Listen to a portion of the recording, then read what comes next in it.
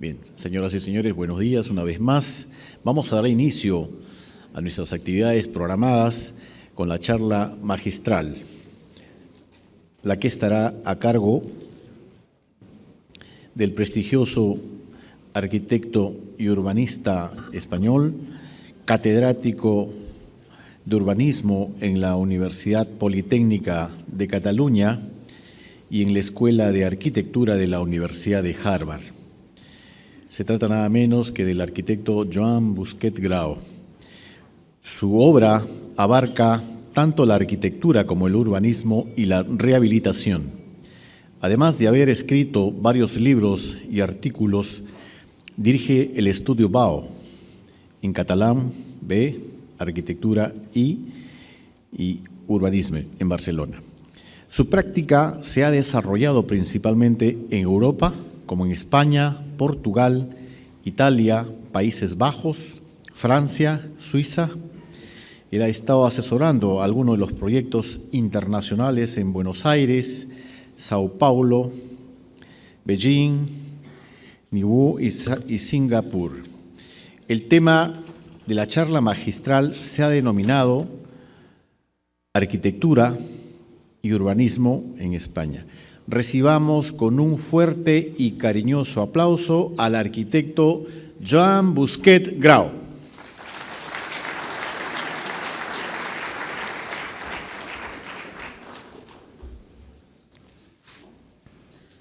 Muchísimas gracias por la presentación y la invitación. Para mí es un gran placer estar aquí con ustedes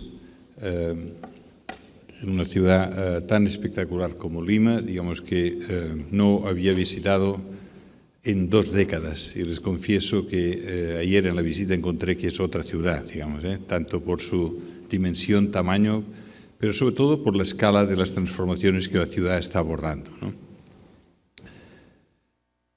El objetivo, como en la presentación hablaban en la charla, voy a tratar sobre todo de introducir lo que me parece a mí son las cuestiones esenciales en las ciudades capitales, en las grandes ciudades en el mundo. Esto es muy difícil de sintetizarlo, pero voy a utilizar algunos ejemplos que seguramente permiten centrar el tema. Un tema que al final de la charla yo voy a decir que es un tema siempre muy difícil de generalizar porque todas las ciudades son distintas.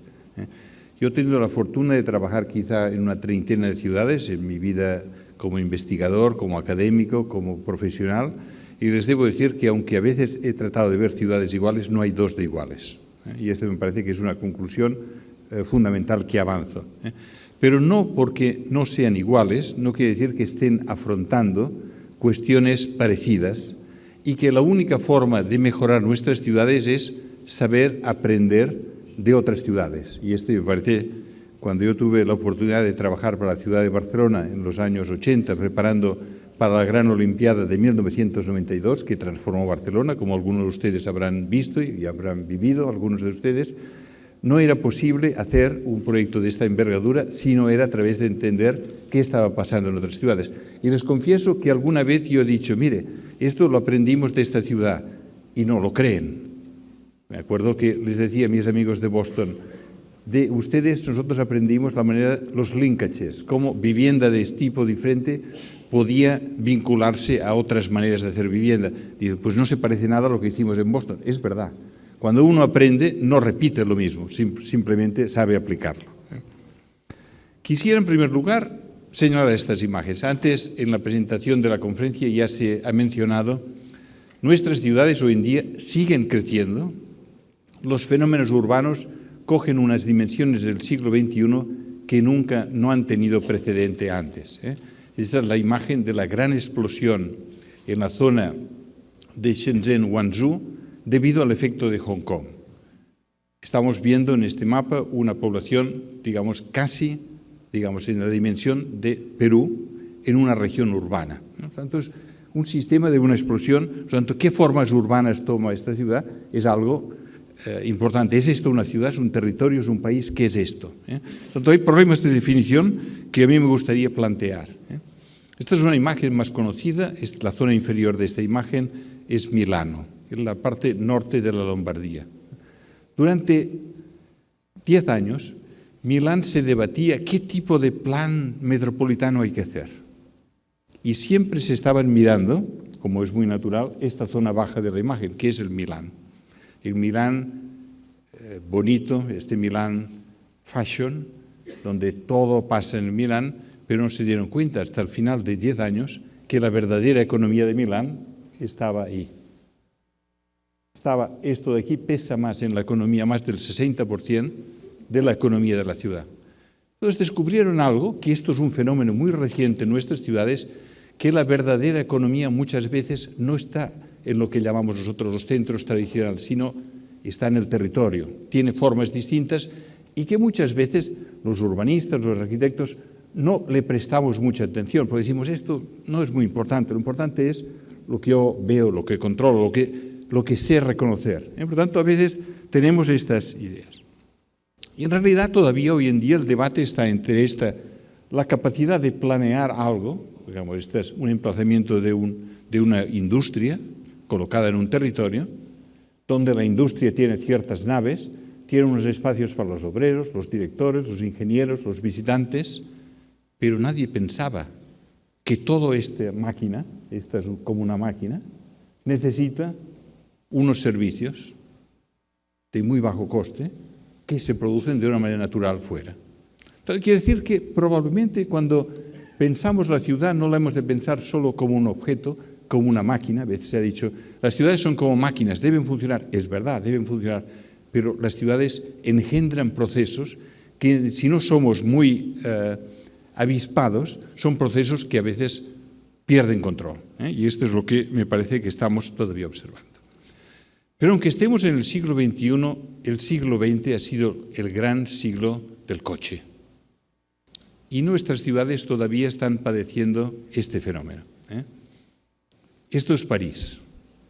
Pero aquí les confieso, hemos hecho un truco con Photoshop. Porque realmente París no tiene forma de coche, pero casi. Los roundabouts, las avenidas. Pero en realidad París, nuestras ciudades en general, aunque no nos gusta decirlo, están todavía sufriendo y siendo pensados bajo la lógica del coche. Les hablo de París, les puedo decir lo mismo de Barcelona y seguramente ustedes me van a decir lo mismo de Lima. Nuestras ciudades, el coche todavía es un gran protagonista. No voy a hacer ningún discurso contra el coche, simplemente voy a decir, atención, que hay toda una transformación grande y que el coche va a ser el gran invento del siglo XX. Pero el siglo XXI están pasando muchas cosas. Pero no podemos dejar de confesar, estas son unas imágenes de una de las revistas que hace 50 años estaba definiendo el mundo del urbanismo, que era Architecture d'aujourd'hui. Estas 2 páginas de la revista, ustedes no me pueden negar que están mostrando algo que incluso el que escribe el artículo está fascinado por esta idea. Hace 50 años, el coche, estas imágenes, muchas de ellas provenientes de Norteamérica, era algo que fascinaba a la gente, a los ingenieros, a los arquitectos, a los urbanistas, a los que construían la ciudad, a los políticos que decidían la ciudad. En este momento creo que este es un tema que nos fascina menos, pero todavía es muy importante en nuestras ciudades. Por tanto, el otro tema que para mí es importante es cuáles son los temas que hoy en día son fundamentales cuando pensamos la ciudad y también cuáles son las fascinaciones que tenemos hoy en día en la ciudad cuando pensamos la ciudad. Quizá decimos, el coche ya no es lo que fascina, a lo mejor en la sala habría quien todavía podía estar en favor del coche, pero empiezan a haber otras fascinaciones. Lo importante es saber discernir entre qué es fundamental en la cultura del futuro de la ciudad y qué es solo fascinación. Pero en cada momento hay fascinaciones y hoy también las tenemos. Este tema lo dejo abierto porque me parece que es fundamental, pero sin duda creo, sobre todo en los años 60, este mecanismo, es decir, tanto la disciplina del coche como del transporte público, hay unas ciertas maneras de resolverlas, hay ciertos principios que son los principios que prácticamente son universales. Hoy en día estos principios, entre la ingeniería hay 2 o 3 tendencias en el mundo, pero no hay más. No hay más. Y con estas tendencias estamos navegando en la mayoría de ciudades grandes, capitales del mundo. Pero como decíamos, estas formas de entender y adecuar las ciudades, esta de nuevo es París. París, y ustedes tendrán esta imagen del famoso boulevard, el periférico de París, es este, pero el periférico muchas veces es visto como un anillo, pero muchas veces es visto como un sistema de radiales que cruzan el periférico. Hasta ahora en París solo se pensaba en el periférico. ¿Y cómo podemos mejorar el periférico? Empieza hoy en día los sistemas de transporte público a buscar más las continuidades a partir de las radiales. Tanto todo esto está cambiando y está siendo puesto en jaque. Esta imagen es una imagen bonita, es la rosa, pero esta rosa está formada por los periféricos de muchas ciudades. Aquí no está Lima. Quizá Lima no tiene todavía este periférico que otras ciudades ya tienen, pero es como un concepto, de nuevo, casi universal. Cada uno está aquí. Aquí hay 30 ciudades reflejadas. Parece ser que hay una cierta relación entre la dimensión del periférico y la dimensión global de la ciudad. Ámsterdam es una de las más pequeñas, Beijing es una de las más grandes, donde, como ustedes saben, en Pekín hay en este momento 5 periféricos ya en funcionamiento. Seguramente este ha sido un concepto potentísimo y que yo veo en algunas ciudades. En el caso de Lima, seguramente no es una ciudad, no sé si lo ha pensado nunca, pero al menos un periférico a la manera de estas otras ciudades mundiales que esté en práctica. También seguramente hay ciudades como Lima que han optado más por mecanismos norte-sur, mecanismos más axiales que mecanismos circulares. Es una discusión que seguramente ustedes tienen sobre la mesa, pero son discusiones importantes. Estas infraestructuras que marcan, que definen, que estructuran el territorio. Pero hoy en día, en el siglo XXI, empiezan a aparecer, y antes en la presentación me parece que también el presidente hablaba de estas cuestiones, hay grandes infraestructuras que empiezan a tejer los territorios. Cuando él se mencionaba, digamos, estas imágenes, ustedes ven el mapa de Europa que todos conocemos y el mapa de Europa cuando el TGV esté completo. Ustedes fijen qué grande es Francia aquí y qué pequeña es Francia aquí. Se convierte casi en un corredor. Porque si se hace el mapa en tiempos en lugar de en dimensión, resulta que el mapa de Francia se convierte en un punto, en un corredor que une el norte y el sur de Europa. Este mapa es realidad. Nosotros lo hicimos, ustedes ven las distintas formas, distintas cómo se va encogiendo esta zona. En España todavía el TGV es parcial, como ustedes saben, Barcelona-Madrid, Madrid-Sevilla, pero no empalman en la red. Portugal está todavía decidiendo si se engancha, pero lo mismo que ocurre en el centro de Europa ocurriría en la península ibérica. Son fenómenos, la discusión en Norteamérica en este momento sobre la posibilidad de poner en marcha alta velocidad en la costa este y oeste significa también una transformación en los mapas. Las formas como los automóviles están cambiando, significa todo esto que no es muy, me parece a mí, no podemos dejar de pensar que hay, y ahí es donde me parece a mí que hay las nuevas fascinaciones de la movilidad que nos llevan sin duda a pensar que nuestros territorios van a cambiar en los próximos 20 años, en los próximos 10 y 20 años. Y esto es algo que no podemos dejar de tener de frente, de considerarlo rigurosamente. Parece que la transformación sobre los vehículos y las formas, ustedes saben que en este momento se empieza a hablar incluso de estos pequeños coches individuales, muchos eléctricos, que se ensamblan y que forman un autobús. Hay toda una revolución en las formas de la movilidad que yo no quisiera en este momento exagerar, pero que no podemos dejar. Y me gusta esta imagen para entrar a decir seguramente, esta es una imagen cuando hicimos una investigación sobre la ciudad de Shenzhen, en China. Encontré esta foto, que es una foto donde ven ustedes dos estudiantes, dos colegialas, que miran admiradas esta ciudad. Shenzhen es una ciudad que tiene hoy en día 10 millones de habitantes, entre 9 y 10, seguramente no saben cuántos son exactamente, pero una ciudad mayor que Lima, creo, que se ha construido en 30 años. Tanto es una ciudad enorme, con unas que cuando uno lo estudia, en principio dice, no puedo entender este fenómeno, pero cuando lo ve, yo creo con la actitud de estas colegiales, que miran y tratan de entender. Pero seguramente, y ahí es donde querría yo pasar a mi segunda parte de la exposición, no nos hace falta solo esta actitud de curiosidad, incluso queremos de cierta ingenuidad, es decir, voy a tratar de entender lo que pasa, sino que necesitamos un know-how, cómo se pueden afrontar. Ellas no tienen la obligación de saberlo, pero sus padres o sus personas mayores tienen que saber cómo esta realidad se ha ejecutado y cómo esta realidad puede mejorarse.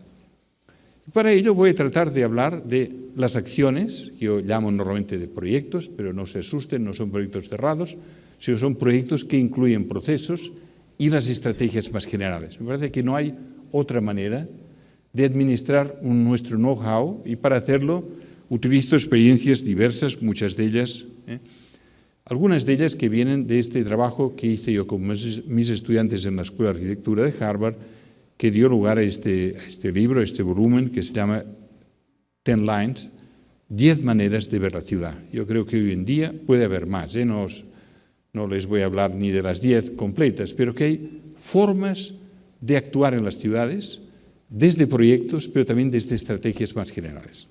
Hablo de los proyectos.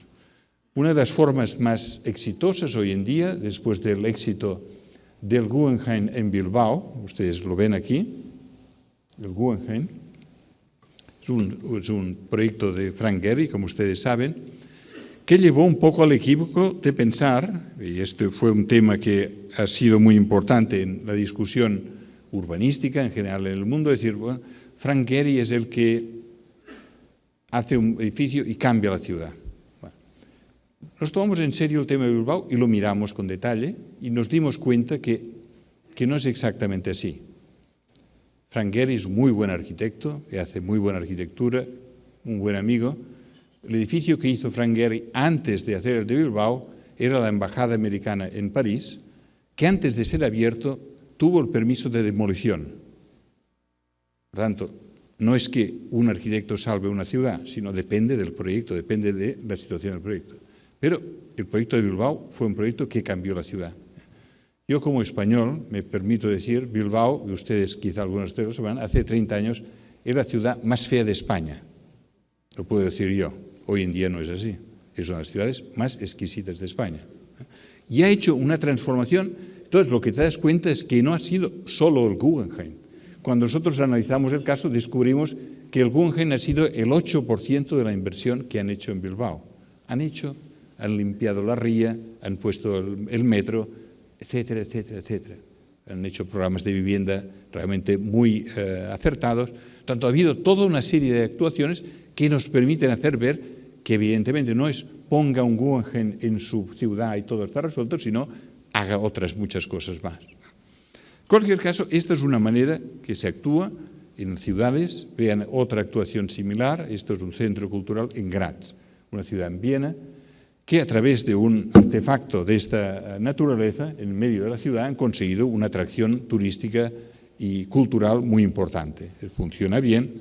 Esta es una manera que yo refiero, valoro, que creo que la arquitectura avanza también con estos grandes esfuerzos, pero que no creo que nuestras ciudades necesiten siempre el Guggenheim para poder salir adelante. Es una manera, y estoy en favor que las ciudades hagan esfuerzos de arquitectura importantes. Pero tengan en cuenta que quizá uno de los precedentes de esta manera de actuar en la ciudad viene de París con el Pompidou. Ustedes recordarán el Pompidou de Piano y Rogers, un edificio espectacular en el centro de la ciudad que creó un gran tsunami en la ciudad porque todos se oponían de este edificio. Este edificio hace 2 años se ha hecho una rehabilitación completa del edificio. Al cabo de 25 años se ha invertido 3 veces el coste de rehacerlo nuevo. Tanto, cuando pensamos en esta manera de actuar en la ciudad, y vale esto para Bilbao, vale para otros ejemplos, quiere decir que hemos de actuar mesuradamente, porque no podemos en cada pieza de la ciudad invertir 3 veces al cabo de 25 años. Por lo tanto, ponga un un key building en su vida, bravo, en su ciudad, pero en todo caso tengamos presente cuáles son los pros y contras de estas actuaciones. Otra forma muy normal de intervenir en las ciudades es lo que yo llamo los proyectos minimalistas. Antes se decía también, las ciudades han de crecer, pero tampoco hay la capacidad económica para que las cuestiones se puedan resolver de golpe. Es un proyecto muy interesante que utilizo aquí, que es un proyecto para Évora, en Portugal, de Álvaro Siza. Siza, en lugar de hacer viviendas como la ciudad tenía en esta zona, plantea un esquema seguramente familiar para ustedes, es decir, construyamos un gran elemento potente donde poner los servicios, como un viaducto, y dentro de este tubo ponemos el agua, el teléfono, todos los elementos, excepto el saneamiento. Y a partir de aquí, dejamos esto en el territorio, y cuando necesitamos, definimos con una cooperativa o un grupo de familias que quieren edificar y se hace una calle y se conecta en este elemento. Ustedes pueden ver en esta imagen cómo estos grupos de 50, 80 viviendas se van conectando en estos elementos. Produce una ciudad de esta forma y lo único es que sea blanco o que sea amarillo. Entonces, empieza una familia con 2 dormitorios, se añade otra familia o pasa 4 dormitorios y estos volúmenes se van moviendo. De todas formas, es una manera de hacer la ciudad en fases, pero que siempre desde la fase inicial, y antes se comentaba, ya tiene cierta calidad urbana. La dificultad de este proyecto en Évora, que es un proyecto de los años 70, muy interesante, es que el automóvil no fue tomado en consideración y el automóvil crea problemas también en estos lugares de la ciudad, porque la gente acaba teniendo coche, acaba teniendo una moto y quiere utilizarlo. Tercera opción son las ciudades históricas. Las ciudades históricas nos piden cierto respeto, pero también una necesidad. Esta es Toledo, algunos de ustedes lo conocerán, es probablemente el centro histórico emblemático de España. Toledo es, ustedes saben, las distintas civilizaciones que han pasado por la península, cuando controlaban la roca de Toledo, controlaban la península ibérica. Este era un poco desde los periodos antes de los romanos. Por tanto, esta situación lleva a una ciudad exquisita, colocada junto al río, pero una ciudad que, esta es una estrategia que nosotros definimos en finales de los 80, es una ciudad espectacular en la roca, el río Tajo, y el resto está colocado siempre en relación con esta roca. La ciudad había hecho una actuación fuerte en los 80, es decir, vamos a hacer vivienda nueva, hicieron unos polígonos de vivienda social fuera y ofrecieron a los residentes si querían vivienda nueva. Los residentes preferían una vivienda renovada y se fueron y vaciaron la ciudad histórica. El problema es qué hacer con un casco histórico hermosísimo, pero hueco, con unas calles, como ven ustedes, de trazado árabe, muy difíciles para el automóvil. Esta ciudad tenía en aquel momento 25.000 vehículos cruzando el centro histórico cada mañana. Entonces descubrimos, y ahí está, un poco una ciudad que tuvo el Greco, digamos que estudió, hizo un plano de la ciudad, es este, era un plano de un pintor, que escaneando el plano y escaneando la ciudad descubrimos 2 cosas. El Greco era un excelente pintor, lo sabíamos desde el punto de vista estético, pero también era un excelente mapificador de la ciudad. Pero descubrimos que, por otro lado, del periodo del Greco quedaban pocas cosas. Las ciudades históricas se han modificado mucho. Tanto, dentro de este sistema de modificación, podemos pensar que las ciudades pueden ser reutilizadas. Que pueden ustedes ver, es una ciudad que funciona con patios desde el interior, es una ciudad que tiene los monumentos mayores de España, pero también las casas más pequeñas. Es realmente un complejo verdaderamente híbrido. Las casas en Toledo, hay un 25% de las casas que tienen una parcela de menos de 20 metros cuadrados, tanto son casas torre, verticales, en 3 o 4 plantas, y en cambio los monumentos son enormes. ¿Cómo conjugar esto? Aprendiendo de la experiencia de otras ciudades, nos dimos cuenta que quizá una estrategia para llenar esta ciudad que estaba vacía sería devolver actividades administrativas a la ciudad y colocar parte de la universidad que se había ido fuera de la ciudad. Esta fue una estrategia costosa, pero una estrategia que permitió funcionar en la ciudad. Entonces nos dimos cuenta, y esto lo confieso que lo aprendimos a posteriori en este proyecto, que es que llevar la universidad al centro significa atraer más coches. Yo pensaba, la universidad, fantástico, todo va bien, no, pero los estudiantes van en coche, si pueden. Por lo tanto, en aquel momento aparecen nuevos requerimientos. ¿Qué hacer una ciudad en una colina con los coches? La experiencia italiana nos enseñó que quizá es posible dejar los coches fuera y crear solo aparcamientos dentro de la ciudad para los residentes. Por lo tanto, el residente tenía un plus que tenía acceso al aparcamiento, mientras que los parkings fuera, los grandes parkings, para los visitantes o para los que trabajan en el centro o los estudiantes. Este es un poco un aparcamiento realizado fuera de la muralla, no se ve, pero está en esta zona, y unos sistemas de una remonta mecánica con escaleras mecánicas hasta arriba. Cada mañana lo utilizan 15.000 personas, es un éxito tan grande. Al principio el ayuntamiento le daba pena, decía, las escaleras mecánicas, estos de almacenes, no va a funcionar, pero realmente tiene tal éxito que estamos desarrollando un segundo proyecto, que es este de aquí, donde de la zona baja se sube a este sector, que es este. Este es el primero y el segundo está en este sector. Ya ven ustedes la escala de la ciudad, las escaleras mecánicas dentro de esta pieza que está realizada detrás de la muralla de la ciudad. Es de un proyecto cuya ejecución estamos realizando con Rafael Moneo y está prácticamente a punto de inaugurarse. Por lo tanto, las ciudades históricas nos piden, y esta sería un poco la lección que aprendimos aquí, a lo mejor trabajar con un proyecto que no tiene fachada, porque es un proyecto ciego. Hay que trabajar dentro de una lógica. La ciudad es tan importante que lo más importante es entrar dentro de esta lógica de lo que manda la ciudad existente. Y ahí estaría un poco el resumen de esta posición. Quiero decir que cuando trabajamos, y sin duda en Lima y en otras ciudades también latinoamericanas, los centros históricos están reclamando nuevas actividades. Pero lo importante es que estas actividades sean en lo más posible coherentes con la lógica morfológica de la historia, pero entendiendo que esta lógica morfológica está sufriendo modificaciones de una manera constante. Tanto no habría que ser tan exagerado como a veces decimos, no, que no se toque nada, porque si no se toca nada, la ciudad está muerta o está museo, está vacía. Lo importante, nuestra obligación es que las ciudades tengan actividad y funcionen. Y ahí es donde hay que poner un esfuerzo grande.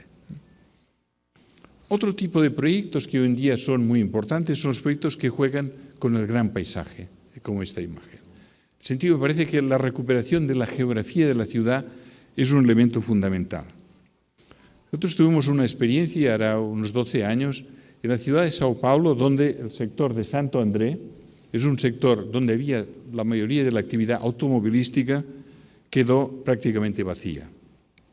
Sao Paulo, como han visto, es una ciudad todavía con un centro muy importante, pero seguramente su periférico no corresponde a la escala de la ciudad, es demasiado pequeño. Por tanto, la lucha por buscar otras escalas, buscar otros elementos que den que liberen a la ciudad del paso otra vez. El sistema de Santo André, lo que se llama normalmente el ABC, es un sistema industrial muy potente que de repente viene desactivado en 5 años. Y un poco la preocupación era quizá había elementos que la industria había borrado de la geografía, del movimiento de las aguas. Un poco eran como el río que estaba excesivamente cubierto, hacía que se anegaba todo este sector. Tanto la propuesta, en este caso, era una propuesta que buscaba, dentro de la historia de este sistema de ciudades, establecer una espina donde el paisaje y las infraestructuras fueran juntas, permitiera que el agua tuviera sus formas de laminado y dentro de esta estructura otras actividades, aparte de la actividad del verde, pudiera encontrar su curso. De hecho, era un sector donde había una mano de obra desactivada, pero una mano de obra muy bien organizada, pero muy bien entrenada. Por tanto, otro tipo de pequeñas actividades industriales, logísticas, tendrían su espacio. ¿Qué forma tiene esta ciudad? No la sabemos. Pero no porque no sepamos el programa definitivo de la ciudad, no debemos dejar de pensar en la forma física de la ciudad. Tanto la forma física de la ciudad es este gran parque junto al río, con las infraestructuras, y luego edificios más o menos altos, dependerá de los programas que se irán concretando con el tiempo. Tanto, ahí quizá más importante que la arquitectura son las infraestructuras y el paisaje. Es lo que yo llamo quizá las nuevas geografías que podemos definir en la ciudad.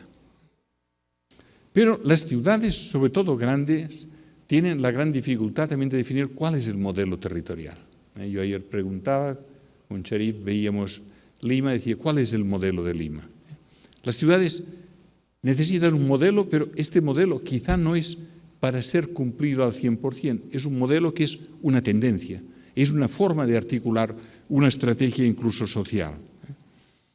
Una recién investigación que hemos hecho con algunos de mis estudiantes trató de ver si este fenómeno de la descentralización de la ciudad, lo que normalmente le hemos llamado nuevas ciudades, es un elemento que tiene valor todavía. Por ejemplo, en Europa no nos gusta, no hablamos nunca de nuevas ciudades, nos da un poco vergüenza. En esta investigación descubrimos, por ejemplo, esto es Holanda, yo me voy a referir a ello. Holanda ha construido en los últimos 10 años 80 nuevas ciudades, pero nunca ha dicho que son nuevas ciudades. Le han inventado una palabra nueva, le llaman Phoenix. Ha inventado una palabra nueva, el contenido es muy parecido. Entonces hemos dicho, y este es Shanghái. Shanghái como ciudad es medio Perú. Shanghái va creciendo como un magma incontrolado. En un momento dado han dicho, tenemos que crear unos centros exteriores y han puesto en marcha 12, ellos sí que les llaman nuevas ciudades. Y aquí está la experiencia inglesa. Y la investigación, digamos, bueno, ¿qué pasa hoy en día? Esto que no llaman nuevas ciudades, estos que les llaman, y la historia de las, ¿tienen algo que ver o no? Y ahí un poco abrimos este campo de investigación, buscamos nuevas ciudades, y esto es lo que estaba pasando en Holanda. Holanda son 20 millones de habitantes, ustedes ven, las ciudades estaban esparciendo como magmas. Las ciudades tienden a crecer con formas externas a veces desconocidas, pero por continuidad. Esta es un poco la lógica de la mayoría de nuestras ciudades. El resumen de esta investigación es, se construye en este momento en China habrá 1.500 nuevas ciudades en construcción, hoy, en este momento, les llaman así, los modelos no son los modelos de las ciudades inglesas, están creando toda una serie de nuevos patrones que estas imágenes señalan y pueden ver ustedes. Esta es una de las más conocidas de Inglaterra, Milton Keynes, y esta es una de los ejemplos en Shanghái. Para darles a ustedes una idea, esta imagen en Holanda, esta es Holanda, en las nuevas ciudades, son aproximadamente 800.000 viviendas construidas en 10 años. A veces se dice, Europa está muerta, no pasa nada. No es verdad. Un país de 20 millones de habitantes ha construido en 8 años 800.000 viviendas. Tanto, algo pasa en nuestra manera de entender los problemas, porque de hecho la gente quiere vivienda mayor o quiere encontrar otro tipo de vivienda. Y esto es un proceso que a veces en las cifras estadísticas nos cuesta de entender. Uno de estos ejemplos es esta, es una ciudad que se llama Nesselande, en Rotterdam, en la cual hemos tenido la suerte de intervenir. Y les confieso que el interés en esta actuación para mí era el hecho de, este es un lago, ha sido la prolongación de este lago, ha dado esta cantidad de tierra capaz de construir el suelo para la nueva ciudad. En Holanda tienen un suelo muy escaso, no quieren perder la agricultura, por tanto han de fabricar el suelo. Por tanto es un tema donde la fabricación de la ciudad pasa por empezar por el suelo. Entonces, la lógica de estos elementos, crear un centro en un lugar de este, ¿qué lógica tiene? Esta es un poco la imagen en invierno. El tipo de actuación, es decir, por tanto, cómo se puede fabricar la ciudad, y este es un tema que me interesa muchísimo, desde la lógica de pensar que el proceso debe estar como una condición del proyecto. Cómo se puede construir con vivienda y crear cierta diversidad, cierta complejidad. Estas manzanas de pequeño tamaño son manzanas que buscan poner, aunque haya 4 bloques, los bloques respondan a programas distintos. Descubrimos en este proyecto, por ejemplo, algo que ayuda mucho: si un bloque es de gente más bien mayor, de ancianos, y otro de gente joven, resulta que en los patios, en los eventos, se producen elementos de conciliación social muy interesantes. Los mayores toman responsabilidad de los niños, aunque no sean de su familia. Por tanto, hay cosas que la ciudad y la proximidad en los proyectos, la intervención en los proyectos lo consigue. Es un proyecto que se basa con esta idea del lago, creando, digamos, un frente marítimo, como puede ser este, de un pequeño lago, donde la construcción de este elemento nos permite avanzar en la construcción de un fragmento de ciudad. Hablamos en general en estos proyectos, son bloques o fragmentos de ciudad de 15, 25.000 habitantes, lo que en realidad se busca. Segunda consideración tiene que ver con las ciudades. Encuentro, y esta es una investigación que me interesa mucho en este momento, las ciudades en malla, en forma de retícula, son ciudades, y Lima es un ejemplo, de multitud de retículas configurando este territorio. La retícula es una forma muy buena para la ciudad de largo recorrido, respecto a las ciudades más objetuales construidas solo desde la arquitectura.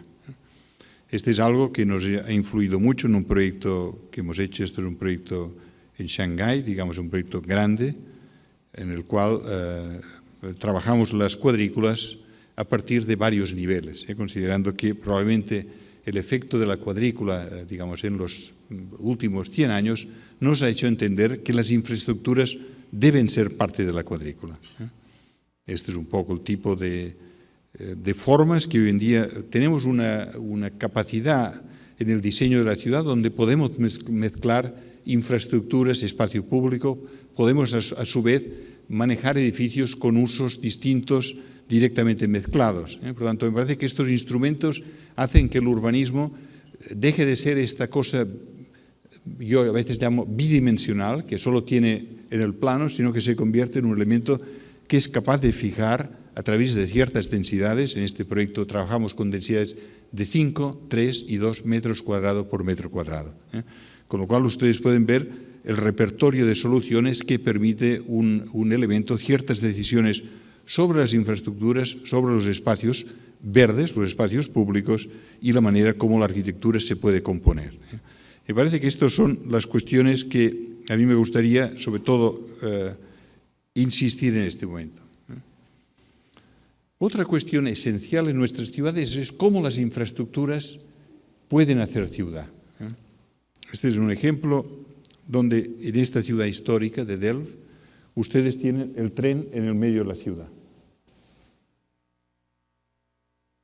El ferrocarril nos da la oportunidad de discutir si la estación es mejor dejarla en el corazón de la ciudad o crear una estación fuera.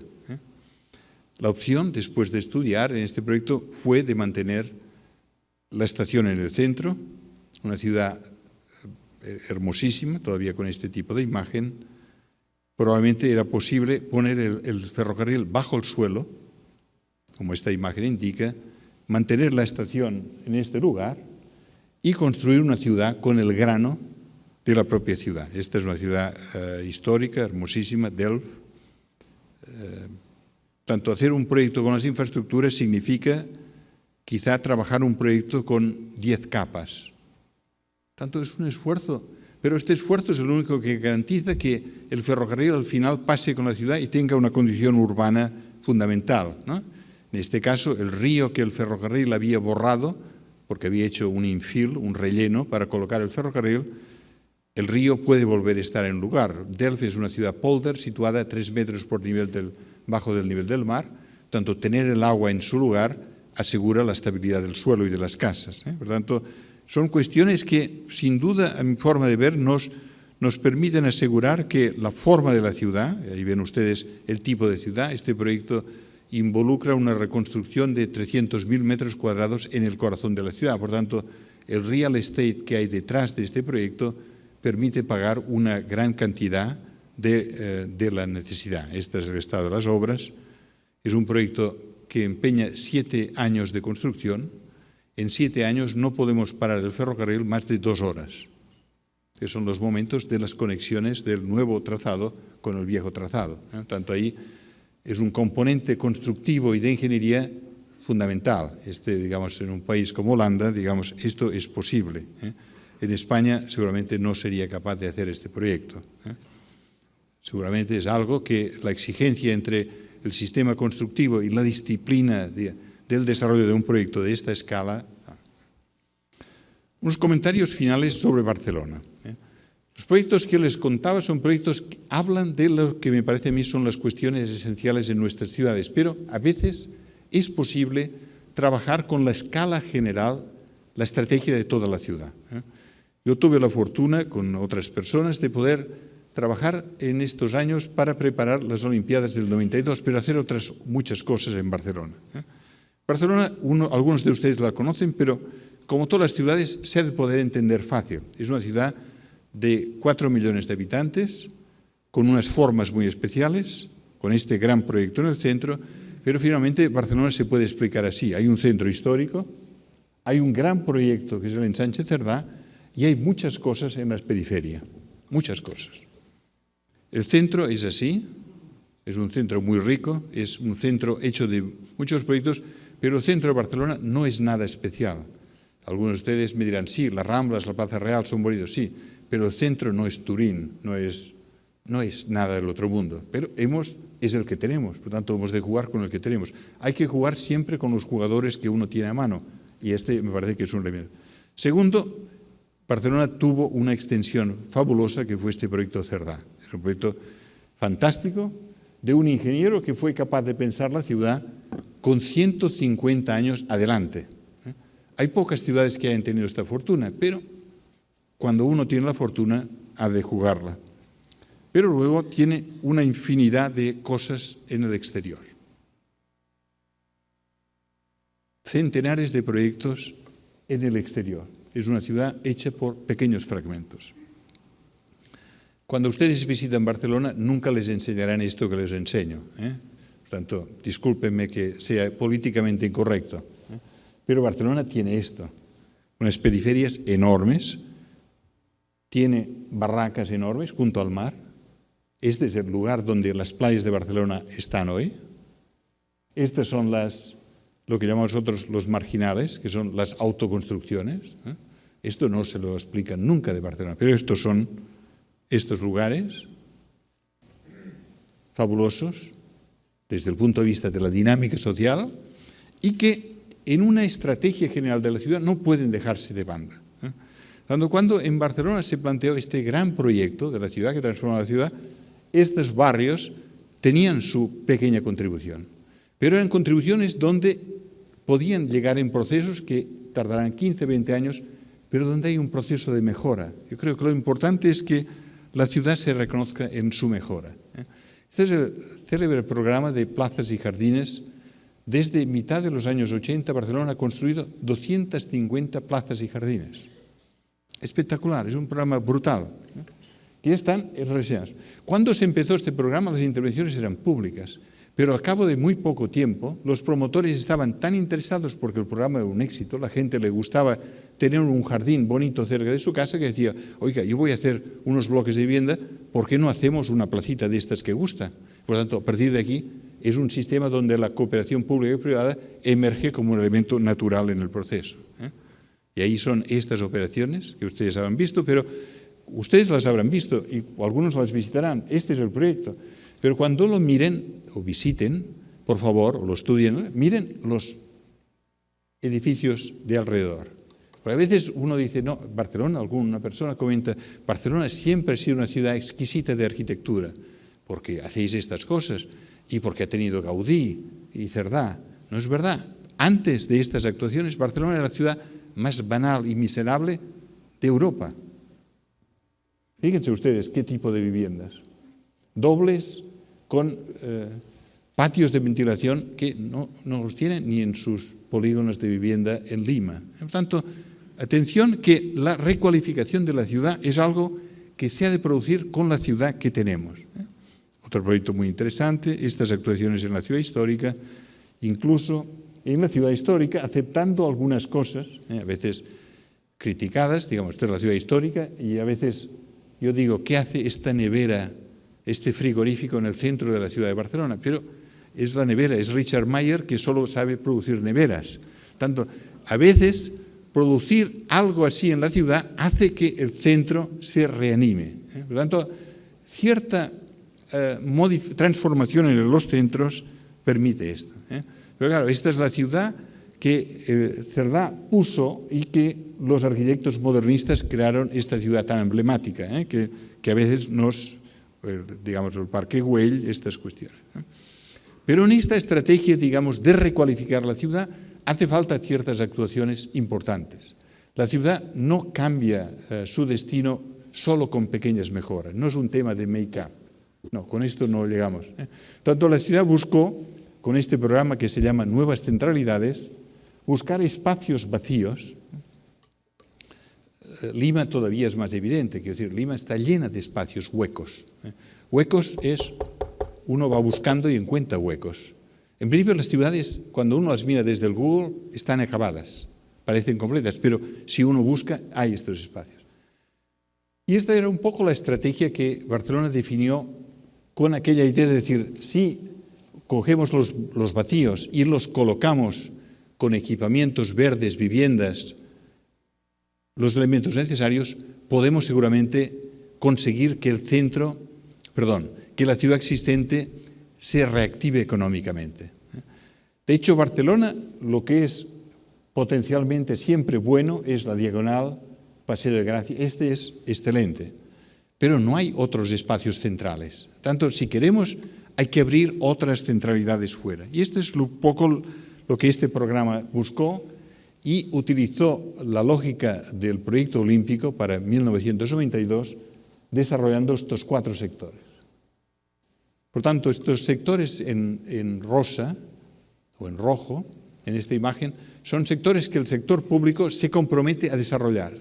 Los amarillos es al revés, es el sector privado el que lleva la iniciativa y el público controla la realidad y los procesos. Ahí es donde yo creo que el planeamiento tiene un gran futuro, porque en Barcelona el norte y el este es de bajo perfil, el oeste es rico.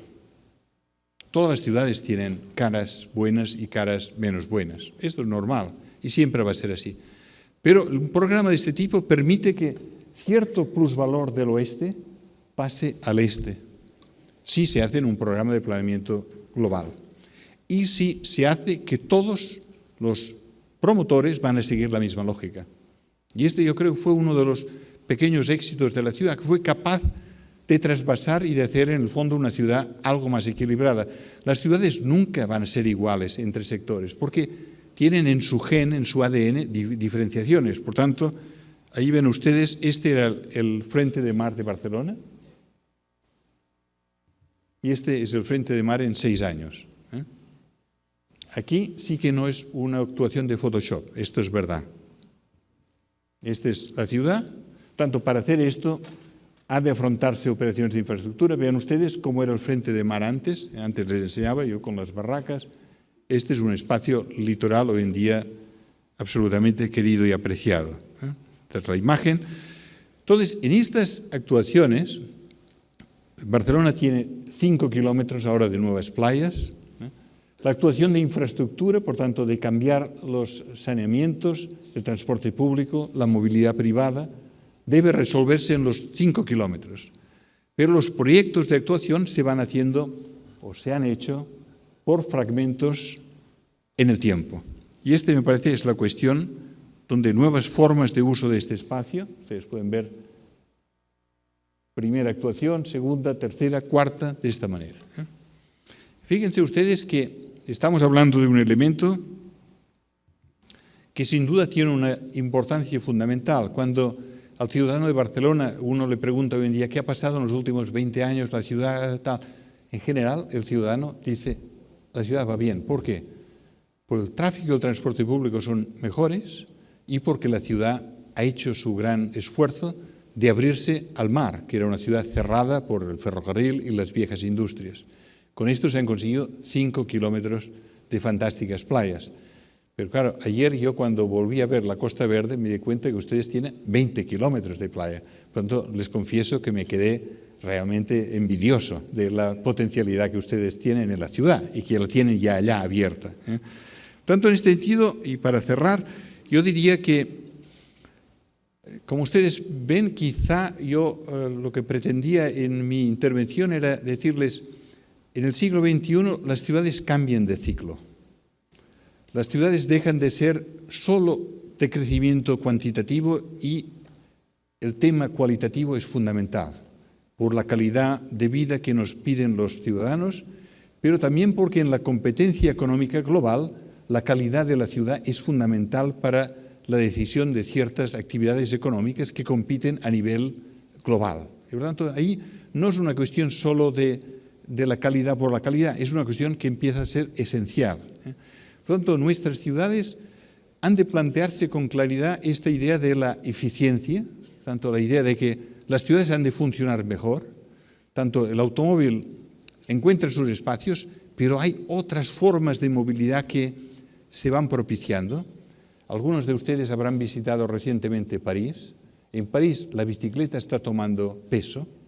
Les juro que hace 20 años ni que me lo hubieran jurado lo hubiera imaginado, pero hoy en día la bicicleta está tomando peso en París, una ciudad terriblemente acechada por el coche. La bicicleta, incluso se empieza a dar el caso que en París es chic ir en bicicleta y no en coche. Por lo tanto, los cambios de forma de vida, hay un cambio generacional que nos impulsa a otra manera de producirse en la ciudad. Tanto la eficiencia es fundamental.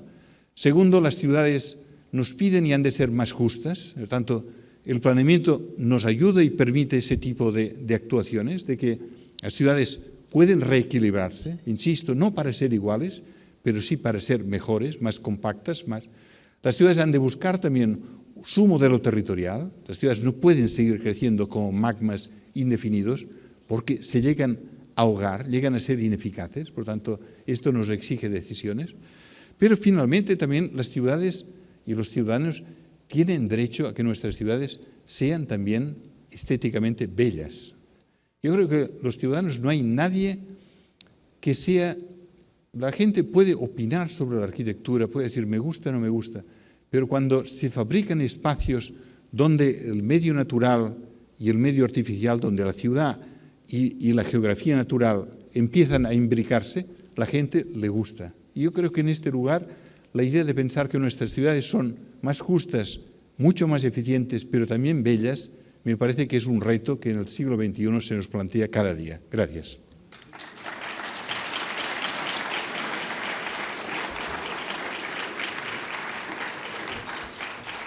Sí.